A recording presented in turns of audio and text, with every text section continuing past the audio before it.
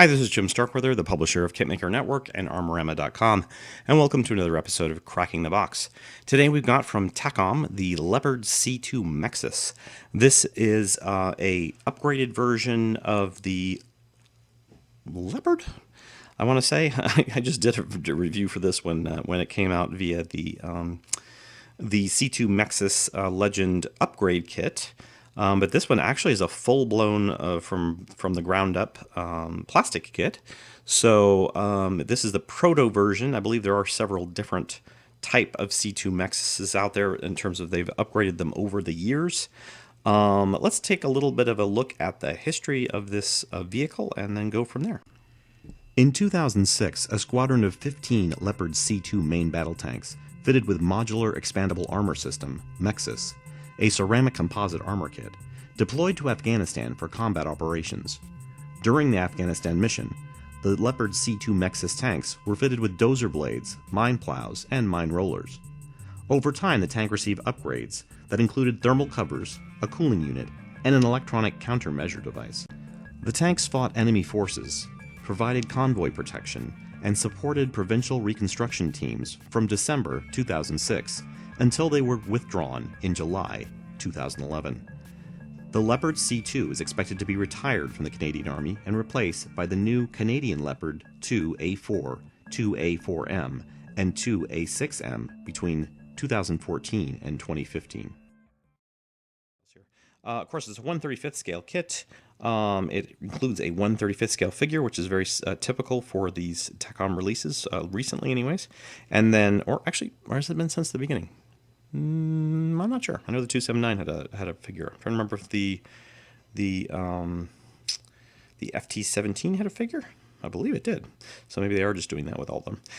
This one also includes the Orochi workable track links, cement free. Every parts kind of wedge in or click in together. And it has 4 types of markings. Photo etch and clear parts are included. So you can see the side here. They show units in the Squadron Headquarters Troop Lord Strathona's Horse Royal Canadians Afghanistan 2006. And that's the only one they show there. And then they have, on the other side, they have a parts overlay and color. All right, so let's go ahead and unbox the parts, shall we? As you can see, it's pretty full here in a standard size box. Right off the bat, you can see the upper and lower hull are all in one piece. And they are sealed here, but I'll go ahead and unseal them. The upper and lower hull, and obviously Takom markings. The interior is fairly Spartan in terms of the inside, just a typical kind of kit. Let's test the fit. All right, so looks like maybe there's there's 2 pins here in the front, and they didn't quite snap in place a minute ago, but maybe they will now. Yeah, I would say the fit looks good there. Everything looks clean and not seeing any issues. The front, it's probably going to need a little bit of filler on some of these lines, but not much. It's good. It's good by modern standards. And the deck detail on the back here is nice. Not sure if it's accurate. Don't ask me about accuracy. I have no idea. But that looks good. Now let's take a look at the Orochi tracks. We've had at least one review. Kevin did a review on these, so I'll link that in here so you can see. But I'll tell you, these tracks are going to be a project. So in the center of that pad is where this small little piece right here is going to insert. That creates the center track guide, I guess is what that's called, isn't it? And then on the ends, you can see each one has a pin, obviously, right? And then, so then there are these pieces, which are essentially the pin connectors. Each pin is going to go into these. Oh, come on, you're almost there. Yeah, it's going to go into these and connect up each one. That's why it's glue-free, because these are rubber. This is made out of rubber. So the rubber is going to go over the plastic bits and then create a workable track.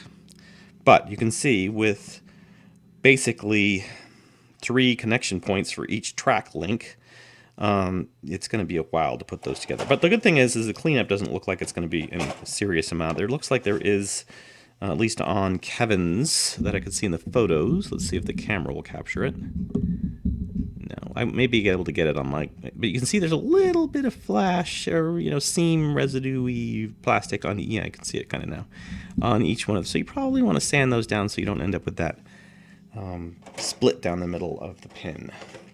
All right, moving on. I'm sure Takom watches these videos, so this is a comment to them more than anything else, but I know it probably is an additional expense, but I wish that they would go back to, or did they use? I'm not sure they did, but to use the resealable bags and not these shrink wrap bags. But again, it's not a huge issue. Oh, there's some nice detail here for these. Those are nice. Not sure what the hell they are, but they're nice. Look at the detail. Wow, look at those. And then you know, they've got nice rivet detail, rivet points here.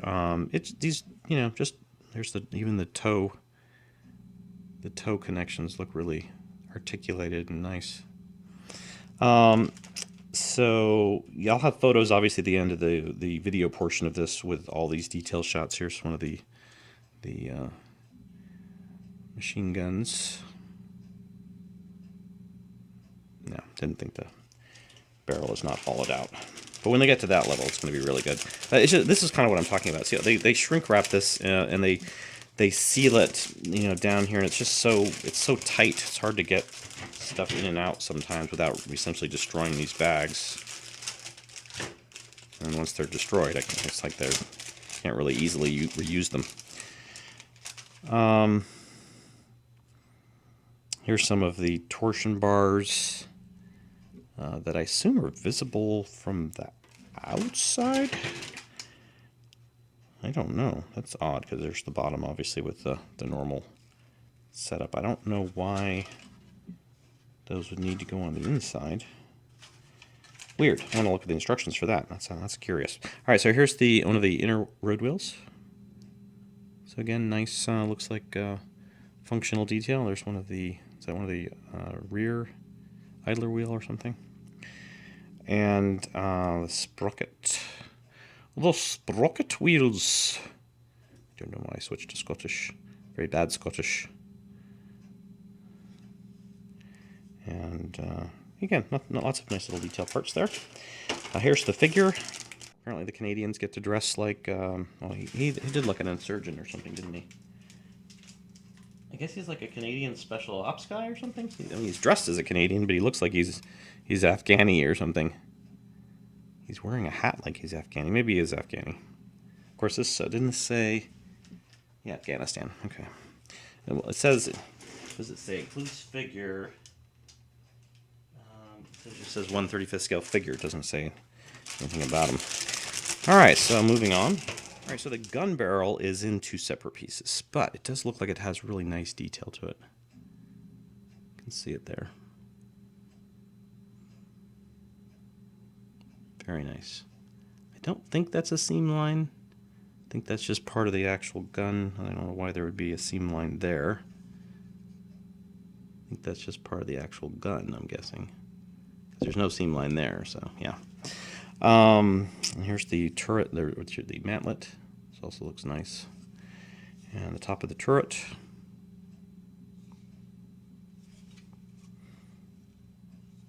And more of those torsion bars. And then finally, this is the last piece. You know what, I'm kind of surprised they haven't come out with some way to like layer in the parts. Like, you know, put something down and put this part in, then layer something over that and then put another part in and kind of layer like back and forth. And that way they wouldn't have to seal stuff up at all. It would just be kind of there as you undid it, you know. That probably might make the packaging larger. Anyway, so here's some of the actual MEXAS bolt-on parts that would have gone over the original tank, obviously, which is kind of what the Legend kit had. Was the pieces that went over or replaced the original pieces. But since this is a straight up everything included kit, there's a nice little detail piece there. All right, so finally we have the decals and photo etch and instructions and a tow cable. And let's go ahead and open this up and go ahead and take a look at the instructions first. Nice glossy cover with a big red maple leaf there. Very, very proud Canadians, I'm sure, want to own this kit. Don't you all? maybe even some proud people of the British Empire, fellow country of your lineage and heritage, and I'm now sounding like a goof, aren't I? Okay, well, all right, so typical instructions, obviously, they start with the parts overlay, even though they have it on the box, and then here's all those torsion bars. So I guess they actually do go through into the kit and to the other side, and then I assume there's another connecting piece, or actually they probably are slightly staggered, right, so that each side has a set. Oh, and so yeah, just step by step going forward. What's the other piece I wanted to look at? What was that piece? I can't remember now. That's just my memory. Two minutes later, I can't remember. Maybe it was just. Oh no, it was the figure. Yeah, he does look like he's Afghani, I'm guessing. Considering he's carrying an AK-47. I don't think Canadian Special Forces guys carry AK-47s. Not even that there were any Special Forces Canadian guys. Were there any Special Forces Canadian guys in Afghanistan? I guess they probably would, as long as they had guys there. They probably had their various units of guys. All right, so there's some, I believe, headlights or something. And it's not going to cooperate, but photos will be available of the headlights. Then we have this addendum piece telling you to fill these holes. I guess maybe some things that were missing or added on. And here's some rubber bits for the probably road wheels. And of course the tow cable string is just a white string. I'm not going to pull it out. Here's the decals. Which again, I'm not going to pull out. There will be a photo at the end, all kind of in black. Very curious, or very nice. And then this photo detail set, which is by Takom for the Leopard 1. It says. There we go. Anyways, there will be a photo of that as well after the video, and attached down at the bottom of this if you're on the website. So. Yeah, let's go ahead and take a look at those photos and come back and conclude.